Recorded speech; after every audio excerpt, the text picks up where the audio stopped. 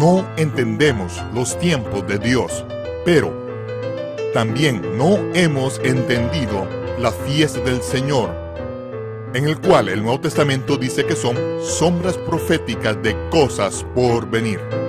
Las profecías en las fiestas del Señor, presentado por Michael Root. Shalom, este es Michael Root en Jerusalén. Estoy aquí en el Parque Arqueológico Jardines Ofel, sobre las gradas que conducen al monte del templo, el monte Moriah, en hebreo Har Moriah, el monte donde Yahweh será nuestro maestro. Ese es el monte más importante de todo el mundo. Más sangre se ha derramado en esta pequeña área que en cualquier otra parcela de tierra del planeta. Es sobre el pico norte de este monte donde Abraham preparó un altar sobre roca no labrada y ató a su hijo Isaac sobre la leña del sacrificio.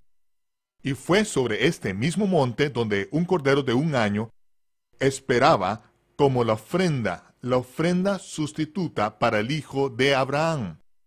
Y fue aquí, sobre la cima de este monte, donde los sacrificios, que eran una parte integral de las fiestas del Señor, se ofrecían por parte del sacerdocio levítico.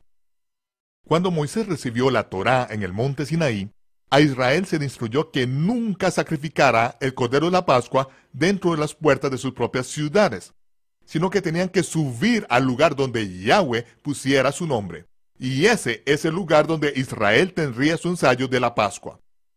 Más de 500 años después, el rey David vio este mismo monte por medio de revelación divina y se propuso tomarla de los jebuseos que estaban de precaristas en la tierra prometida a los hijos de Abraham. David conquistó la ciudad de los jebuseos, la cual luego llegó a ser conocida como Ir-David, la ciudad de David, la antigua Jerusalén. Luego él compró la cima de este monte como el lugar donde iba a construir el templo e instituir el servicio del templo. La liturgia del servicio del templo fue desarrollada por los profetas el rey David, Asaf y Natán. Por primera vez vieron por revelación divina que el servicio del templo iba a ser una sombra del Mesías que iba a venir, el descendiente de David, quien literalmente sería el cumplimiento del sacrificio de la Pascua. Y el cumplimiento sucedería justo aquí, en la ciudad de Jerusalén. El Dios Todopoderoso había ordenado este plan desde el principio, y le había ordenado a su pueblo subir a celebrar la fiesta de la Pascua cada año.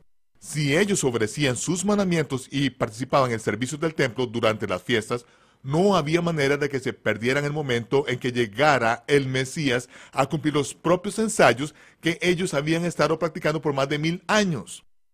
Ese es el lugar donde todo fue planeado, orquestado, ensayado y finalmente cumplido. Esta es su historia.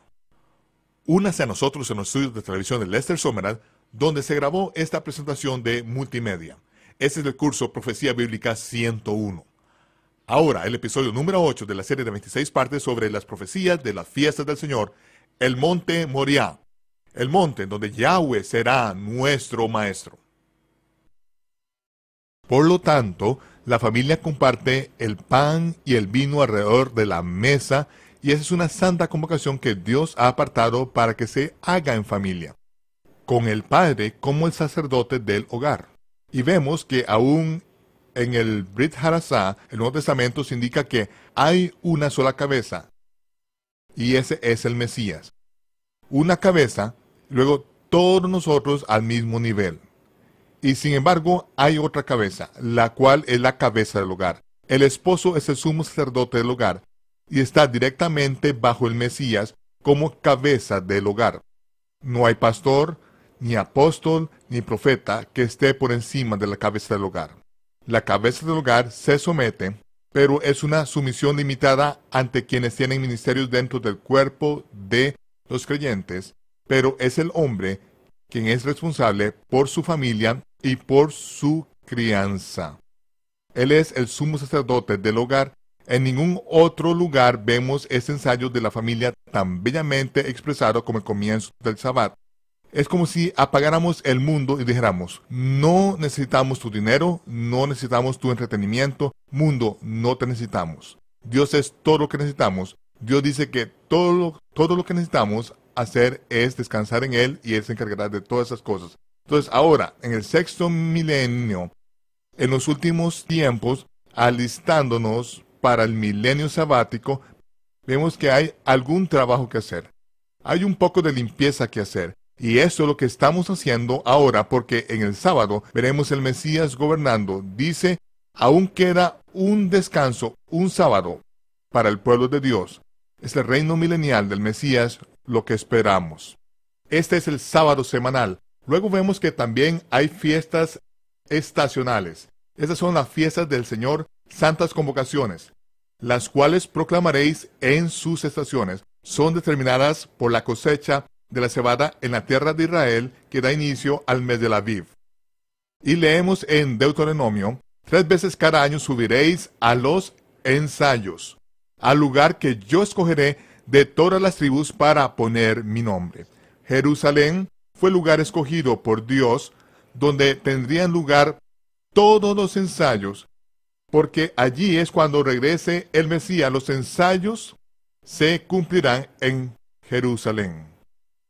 Quisiera llevarlos a la ciudad de Jerusalén y a su mapa. Esta es la ciudad vieja según se ve hoy en día. Al lado derecho se ve el valle de Cedrón, el cual gira y se une con el valle de Hinnom o el valle de Gehenna. En el medio está el valle de Tiropia o del fabricante de queso. Esto forma el monte de los olivos a la derecha, al monte Moriah, el monte del templo en el medio y el monte Sión a la izquierda. El punto más alto del monte Moriah, hasta el día de hoy, queda al norte de la muralla de la ciudad de Jerusalén. Esto cobra más importancia al entrar más en detalles acerca del monte Moriah. Pueden ver que los valles forman la letra Shin. La primera letra de la palabra El Shaddai, que significa Dios Todopoderoso, forma la marca de Dios sobre la tierra. Ahora quiero que vayan conmigo y se paren aquí en el valle de Etiopía. Miren aquí hacia el monte de los olivos y vean directo al monte de Moriah. Aquí estamos, parados mirando al lado del monte Moriah. Fue en este monte que Dios instruyó a Abraham a que llevara a su hijo Isaac y lo ofreciera como sacrificio sobre una de las colinas del monte Moriah que él le mostraría. Entonces Abraham se acercó al monte Moriah desde el Negev, desde el sur, trajo a su hijo y a sus siervos junto con la leña del sacrificio y todo lo demás que fuese necesario para el sacrificio. Cuando Abraham, Isaac y los siervos se acercaban desde el sur, llegaron al pico más alto del monte Moriah, indicado aquí por una línea azul. Ese es el lugar donde Abraham le dijo a sus siervos, esperen aquí, hagan lo que digo, esperen aquí, mi hijo y yo vamos a ofrecer un sacrificio y luego regresaremos. Entonces fue aquí en el pico más bajo del monte Moriah, donde los siervos de Abraham llevaron la leña para el sacrificio, la pusieron sobre los hombros de Isaac, y Abraham dijo, hijo, sígueme. Entonces Isaac dijo, padre, tengo la leña para el sacrificio. Los siervos la pusieron sobre mis espaldas. Llevo la leña para el sacrificio sobre mis espaldas. ¿Dónde está el cordero? Y el padre Abraham contestó, Dios te proveerá a sí mismo un cordero. Sígueme. E Isaac, el hijo, siguió a su padre hasta el pico más alto del monte Moriah, como lo ven indicado al lado izquierdo aquí. Allí Abraham construyó un altar de piedra. Luego puso la leña del sacrificio sobre el altar y ató a su hijo a la leña. Luego Abraham tomó el cuchillo, lo levantó para cortar la garganta de Isaac, y en ese momento el ángel del Señor lo detuvo y le dijo, Dios sabe que no detendrás la vida de tu hijo. Y Dios proveyó un carnero que quedó atrapado en la maleza, y ese fue el sustituto del hijo en ese momento, la vez que ocurrió el primer ensayo en la ciudad de Jerusalén.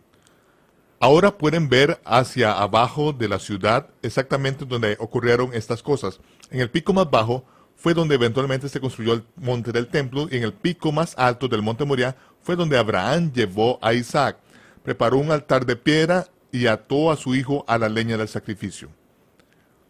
Muchos años después, empezaron a construir una muralla alrededor de la ciudad de Jerusalén. El muro construido del lado norte de la ciudad solo tiene 5 metros de alto. ¿Cómo se defiende un muro de esa altura? Lo que hicieron